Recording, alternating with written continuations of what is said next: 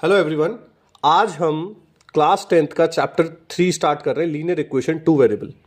इसके कुछ टॉपिक्स हैं और इसको एक मिनट में जल्दी से कवर करेंगे अपन।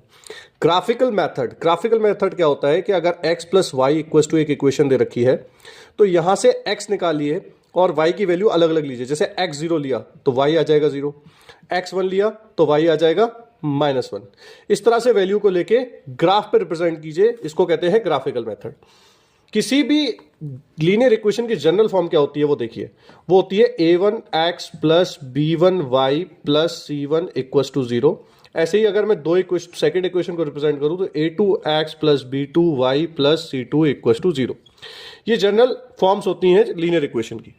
ग्राफिकल रिप्रेजेंटेशन में क्या क्या होता है देखिए, पहला आपको ये a1 a2 रेशियो कंपेयर करने हैं। अगर ये a1 a2 रेशियो बराबर नहीं आते हैं b1 b2 के तो ये हो जाता है यूनिक सोल्यूशन, या फिर इसको कहते हैं इंटरसेक्टिंग। ध्यान रखिएगा, इसको कहते हैं इंटरसेक्टिंग क्योंकि यहां लाइन इंटरसेक्ट करेंगी। दूसरी बात, अगर a1 a2 बराबर हो जाता है b1 b2 और बराबर हो जाता है c1 c2 के तो ये हो जाता है इनफाइनाइटली मेनी सोल्यूशन। मतलब एक के ऊपर एक लाइन आ जाएगी, इनफाइनाइटली मेनी सोल्यूशन।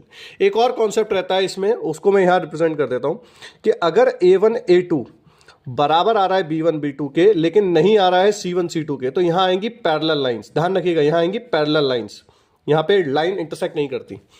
नेक्स्ट देखते हैं, आपको जब भी दो इक्वेशन आएंगी तो उसमें आप सब्स्टिट्यूशन मेथड लगाओगे। सब्स्टिट्यूशन मेथड क्या कहता है कि अगर आपके पास x plus y equal to एक इक्वेशन दे रखी है और 2x plus y equal to कोई एक और इक्वेशन दे रखी है 5, यहां से x की वैल्यू निकालिए जो आएगी -5, उसको यहां पर रखिए, x की वैल्यू को यहां पर रखिए और यहां से सॉल्व करिए और आंसर निकालिए। इसको कहते हैं सब्स्टिट्यूशन मेथड, इंपॉर्टेंट है।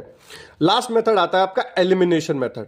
दो इक्वेशन होंगी, x plus y equal to 0, 2x minus y equal to something, it can be any value. आपको इन दोनों को ऐड या सब्ट्रैक्ट करना है अकॉर्डिंग टू द इक्वेशन।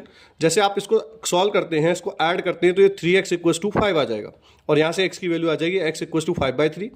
उसको वापस पुट करेंगे और आपका सोल्यूशन सॉल्व हो जाएगा। तो ये है लीनियर इक्वेशन पूरा विद इन 3 मिनट्स और 2 मिनट्स। Thank you.